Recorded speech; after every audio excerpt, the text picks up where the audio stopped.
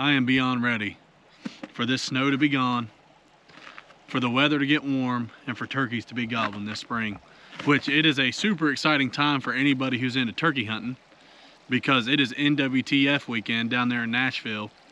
And for the first time in the last 4 years, I unfortunately will not be making the trip.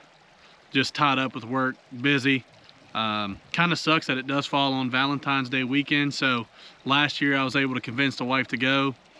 This year we're gonna do something more that she likes. So not gonna be able to make it down this year. Like I said, does suck. Always good time to get down there and see all the new gear, meet a lot of cool people, meet some old friends, just hang out. But nonetheless, I am still getting ready for turkey season and just as excited because got some guns to shoot today. I'm going to do a quick video on what I believe is to be the ultimate turkey gun of 2026, and I'll kind of dive into it here a little bit more in a minute. Just disclaimer before we even get started into the video, I've actually been lucky enough to do some of the editing for Target Focus Life. Go check them out if you haven't seen them. But if you're into shotguns, I guarantee you've seen one of their videos because they've reviewed almost every shotgun ever made probably. And they do really good work, really in-depth reviews, touch on everything you could ever want to know about it. And I'm not going to do that in depth. Like, I'm going to show you the gun, show you why I like it, and we're going to get to shooting, because there's probably a good chance a lot of you that's really all you want to see anyways, is just touch on it real quick and get to shooting. So got some turkey targets, got some TSS. I'm gonna get everything set up and let you know what I believe to be is the ultimate turkey gun of 2026. All right, so I've actually got two different guns I'm gonna shoot today, but I'm gonna start with the gun that, like I said, I'll say it one more time. I think this is the ultimate turkey gun for 2026, and it is the Tristar Viper G2 410. And the reason I think it's the ultimate gun, it really just comes down to the versatility, not only in the gun, but as well as who can use it. So great gun for a youth. You can shim the stock, extend it, extend your length of pull. It weighs absolutely nothing. Super small forend for a little hand to get a good hold of it. Got a pistol grip. Can mount a red dot on it, drilled and tapped, got 4 holes on top. I absolutely love it. I hunted with it last year, killed a bird with it in Georgia at 40 yards. So not only can it be good for youth, but if you're an adult, you don't really lose range in terms of, 40-yard shots. Or I have the utmost confidence with this gun. Now, obviously, that's with TSS. If you were shooting regular lead, your maximum distance probably will come down just a little bit. Always cap all my shotguns off with a Kicks choke. This is a .385 restriction, and pattern's absolutely great. Topped off with a red dot. This is the cheapest Bushnell red dot you can buy, I believe. I got this for 99 bucks at Cabela's a few years ago, and it's never failed me. Put a little Loctite on it, and it's been good. I've killed many turkeys with it on this gun and other guns. But a couple of the things that you hear people talk about when they talk about single shot 410s is just the weight, the packability, and kind of the safety feature for kids. But I think a lot of people don't realize this, and it's literally the most simple thing. You can turn any gun into a single shot gun by only loading 1 shell in it. So yeah, handing a semi-auto gun to a kid can be a little dangerous, just because there's always that slight chance they pull the trigger multiple times not knowing where the barrel is. I get it, but all you gotta do is only load 1 shell in it, and then it becomes a single shot. So I'm going to pattern this gun. Like I said, it weighs nothing compared to a single shot. I think it's lighter. It feels lighter, at least. I bet if you put it on a scale, it might be a little bit more, but that's due to the action and you got your gas cylinder and everything that actually works the action on this gun. It is gas operated, not inertia, so it cycles extremely fast. And I will actually show you that here in a second once I get shells. But you would think, with TSS it cycles perfect, but you would think when you get down into some of the smaller dove loads and squirrel loads for a 410 that it wouldn't cycle as fast, but it cycles extremely fast. It has absolutely 0 recoil for a 410 shooting TSS number 9s. As a man, you don't even really know what's going off, so for a kid, wouldn't be noticeable at all, I believe. Compared to a 20 or especially a 12 gauge with TSS for a kid can be a lot of gun to handle. So like I said, I'm not going to talk very much about it. You can go check it out on the internet. It's probably in a lot of gun stores. One thing you'll notice is most of them you find do not look like this. They are, I want to say, like bronze Cerakote with mossy oak bottomland. And I wanted mine to look a little bit different. So I actually found a local guy to do the black Cerakote, and he nailed it. It looks absolutely perfect, and this gun's going to hold up for a long time. Plus, I sent it, the stock and forend off to Etheridge Custom Gun Works or something along that line. I'll put a link to their Facebook down below. But they hydro dipped it in Realtree OG, and the gun looks absolutely phenomenal. If I can get my words out, the gun looks absolutely phenomenal, and I couldn't be more happy with it. So I'm gonna find my little lead loads, do some shooting, and then we'll put some TSS downrange shooting Migra this year, I guess, until I run out. I'm not really loyal to one TSS brand, mainly because they've all gotten really expensive. But I did get this box of 10 for, I want to say 70 bucks, which is probably cheaper on the most end when you look at other brands getting 2 boxes of 5. And these are 9-shot TSS, and then I've got some stacked 7 and 9 loads for the 12 gauge I'm going to shoot, and I'll pull that out and talk about it here in just a little bit. Let's get everything loaded up here. It's also surprisingly easy to load, even though considering it's 410, they've kind of milled out this slot down here, so even for an adult it's pretty easy to get your thumb in there and get the gun loaded right. So I know my target's safe down here. We've got a bank. I'm just going to pull the trigger 3 times. I'm not even aiming nothing. Watch how fast this cycles.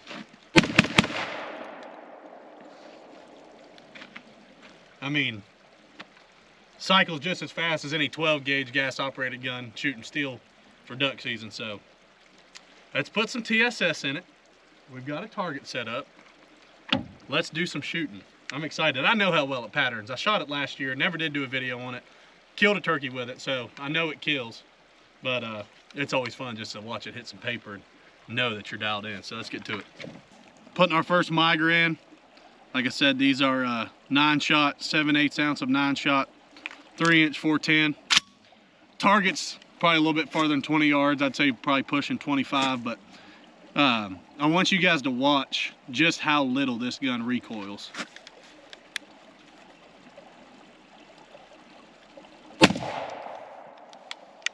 God, it's so fun to shoot. All right, let's see what we're hitting. So I said this gun is patterned. Obviously all TSS can probably pattern just a little bit different.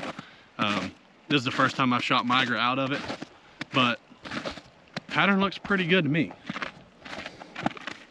Maybe, looks like bulk of it probably is a touch high and right, but I mean, I love these splatter targets because you can really know exactly what you're looking at. I mean, we got a bulk right here in the head and neck, couple in the brain, couple in the beak. Here we go. Second shot at 25.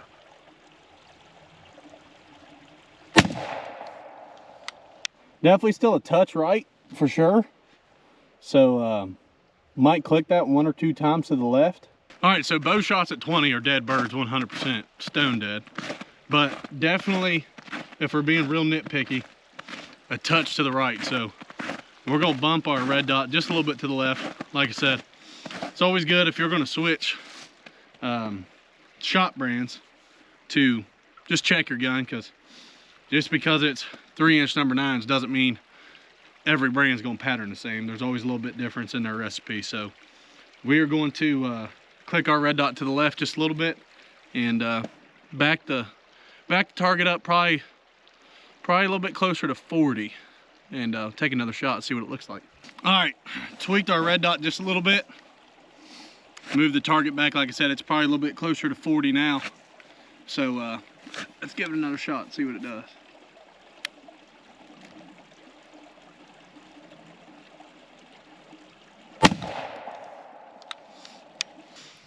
All right, here we go. Like the looks of this a lot better. So, you know, obviously it pales in comparison to a 12 gauge with TSS, but I mean, plenty of kill shots in there. Good amount of pellets right there in the face and the neck and the beak. I can tell you right now, he wouldn't be toting that. All right, so the 12 gauge I'm gonna be hunting with this year. I will be hunting with both guns for sure. Love that little 410, especially if I know I'm going to be hunting, you know, maybe in the timber or doing a lot of walking and going to be having close range shots. Definitely carry that 410, but down in Kentucky, hunt some of them pasture birds. They can hang up out there, and it is nice to be able to gain a little distance on them. So this is the Mossberg 940 Pro Waterfowl, correct. Waterfowl edition, 28-inch barrel, so a long gun, a little bit heavier than the 410. Again, capped off with a Kicks choke, 655 restriction, really designed for TSS number 9s. Topped with another Bushnell red dot. This is the RX2, still not super expensive. And I absolutely love this gun. I have shot it. Red dot is not zeroed in. Shot it without the red dot, so I got to get it close. Normally has a fiber optic front sight on it. Obviously, I took it off for turkey season while I've got the red dot on it. Once we switch over to waterfowl season late next year, pull the red dot off, put the high vis sight back on it, and be ready to roll. Chamber for 3-inch, gas operated, cycle super smooth. Really not very bad on the recoil. I absolutely love the way this gun feels. And one of the main things I've loved about Mossberg, used to hunt with an old Mossberg 535, the old man killer I called it, is just top tang safety right here. I absolutely love that, especially for turkey hunting. You know, sometimes it's hard if you got gloves on or anything to get down there and really get that safety. Plus it's by the trigger, so you always have that slight danger factor that you might end up squeezing the trigger. Right up here, you don't even have to move your hand. You can just flip to safety, and if you need to flip it back, you know, you never even get close to the trigger. So really it's a safety feature, but also in terms of convenience, it's right there in front of your face. So I'm excited to shoot this gun. Excited to get it patterned. I believe at 20 yards we're probably going to blow a hole right in that target, but we're going to back this gun out to 40, 50 yards and see what we're looking at. So like I said, got stacked 7 to 9 load Migra, and I'm excited to see how it performs. We've got the big 12 gauge out with the 7.9 stacked in it.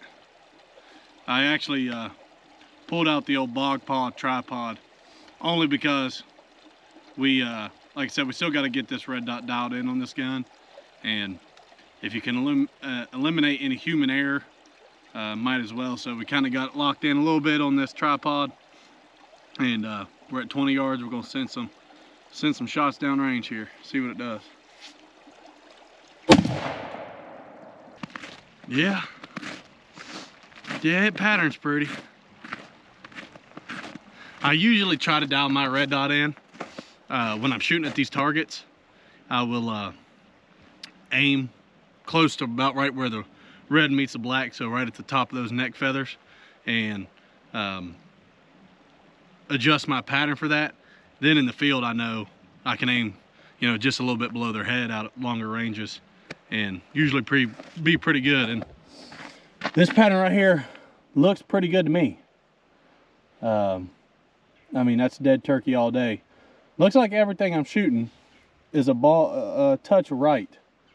So height wise, I absolutely love it. Left and right, might need to click it just a few times, but I mean, heck, there's 1, 2, 3, 4, 5, 6, 7. I mean, there's 7 just in his little brain, and there's probably 25 or 30 right there in his neck. And normally when you're pattern testing a gun, you kind of go off a 10-inch circle, which you can see on the target would be this outer circle, and then you count everything in there, and that would be a very impressive pattern in terms of pellet count inside that 10-inch circle. But as a turkey hunter who is patterning his gun for turkey season, I like comparing my pattern versus that little old red head of his. Clicked it a couple times to the right. Another 7.9 stacked load. We're gonna cover his little eyeball with the red dot. Let it eat. Freehanding it. Well, that's why you shoot it again. Definitely clicked it maybe 1 or 2 clicks a little bit too far to the left. But that's fine. Don't even need to shoot it again. I'll just click it 2 more times back the other way and we'll be good to go. Look at this freaking pattern here. Holy smokes. I mean, I'm not even mad at that really at all. That is a killer pattern. And I don't know if any of you guys have been to your local retail store or gun store, but lead loads are getting up there in price. Obviously, nothing like a box TSS, but a box of super long beard XR from Winchester is probably not a lot cheaper than a TSS 410 load. So, like I said, I spent 70 bucks for 10 shots. I think you get 10 shots with, you know, Winchester Longbeard XR and Remington, you know, nitro turkeys, but I would say price-wise, it's pretty close. So, overall, you guys make your decision. I love both guns. Do not have kids now, but do plan on having kids in the future. Hopefully, they like to hunt, and this will be a great gun for them, this 410. If I take somebody who's never been turkey hunting before, I would feel a lot more comfortable handing them that gun and letting them shoot it than handing them that 12 gauge that's heavier, longer, bulkier, and packs a lot more of a punch on both ends, but you know, definitely for the hunter as well. Like I said, the 410 is a viable option for sure, really versatile, and who can take it and who can hunt with it. You can kind of customize it. If you don't like the red dot, you can take it off. It also has a little high vis sight on it as well, but like I said, just a little awesome shooting gun, but it ain't going to compare pattern wise to the old Mossberg 12 gauge. So you will see me hunting with both these guns this spring. Kind of cool because they're so versatile. Like I said, I can kind of choose which gun I'm going to take depending on the setting. You know, down south and where it might be real thick in the pines, that 410 might be nice to have because might do a lot of walking and might not need to reach out as far. If we're hunting on the edge of a field, edge of a pasture, or I'm setting up on one right off the roost that I've roosted the night before and I know I'm hopefully won't have to do a lot of walking, might pack the big old 12 gauge. I can reach way out there. So I encourage everybody to get out with your gun, no matter what the setup is, what TSS, lead, red dot, no red dot, 12, 20, 28, 16, 410, whatever you're shooting, get out and pattern it. Get you a target, shoot at a cardboard box, just figure out where you're hitting. Like I said, you owe it to yourself and you really owe it to the turkey to be as ethical as possible and make good, ethical, clean decisions in the woods. And you can only do that if you know your limitations with your shotgun. So, like I said, that 12 gauge might kill one at 60 yards, but I can guarantee I would never take one at that distance. And I know that 410 would be probably not getting the job done at that far. And the only way you know is get out here and shoot. So, hope you guys enjoyed the video. I'm sure I rambled too long, but like I said, you guys go check out these guns. I have no affiliation for them or with these companies, but just two awesome guns. Guns that caught my attention. I'm glad I got them because they perform well for me so far. So, good luck this season. Drop in the comments where you're turkey hunting this spring, and be looking forward to it. Thank you guys.